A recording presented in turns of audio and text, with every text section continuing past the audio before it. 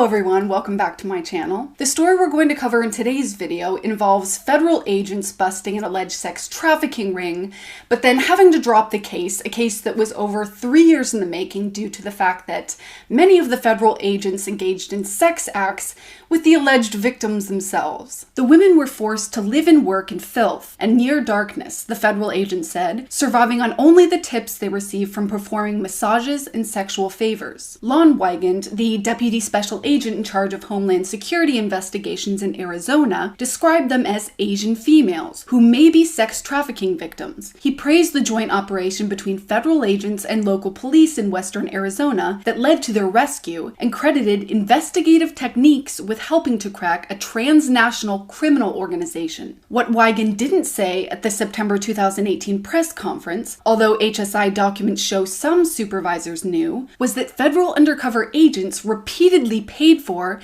and engaged in sex acts with suspected victims. That fact, coupled with HSI's refusal to let its agents testify, caused the collapse of a case that was more than 3 years in the making. All felony charges against the alleged ringleaders were dropped, and sex trafficking experts said that the women were likely re-traumatized. Of course the women were re-traumatized. The federal agents were the ones who were supposed to be protecting them, and in the meantime trying to collect enough evidence to bring their alleged abusers to justice.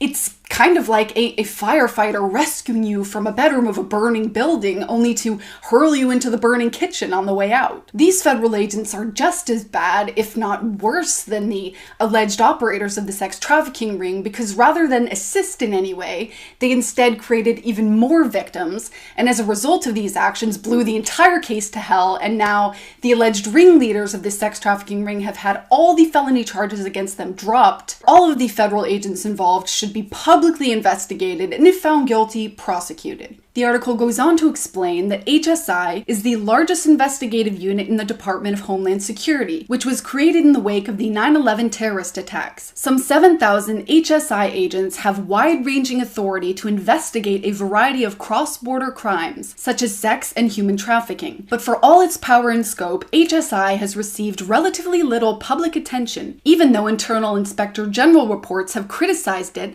for lax accountability and oversight. HSI is committed to placing the safety of potential victims at the forefront of every investigation, said Yasmin Pitts-O'Keefe, a spokeswoman with U.S. Immigration and Customs Enforcement. Conduct by a limited number of HSI agents involved in the investigation was not consistent with HSI policy. But HSI's own documents, statements by local police, and the federal government's response refute the idea this was a rogue action. Police in Lake Havasu City and Bullhead City, near the border with California and Nevada where the investigation occurred, said they were told by HSI that undercover agents may engage in sex acts with suspects. It is illegal in Arizona, as in other states, for police to engage in sexual activity with subjects of an investigation. Okay, so if it's illegal, then where are the investigations and the trials against these federal agents? HSI itself stated that the conduct of the federal agents violated their policy, so what are they going to do about it aside from admitting that it's not allowed? Apparently nothing, as the article goes on to say. Initially, retired HSI senior agent Louis Garcia said he was told that agency officials in Washington, D.C. wanted heads to roll, but the issue quietly went away. The U.S. Attorney's Office received a brief call from ICE internal investigators, a spokeswoman told the Howard Center, but no federal violation was apparent from the information provided. In the end, only a low-level supervisor was disciplined, Garcia said he was told by agency insiders. Is it any wonder at all why literally nobody trusts the government anymore?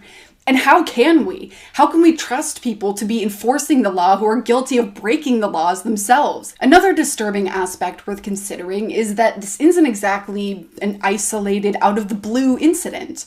Our government agencies are rife with corruption. Corruption that's tolerated simply because these people are in positions of power.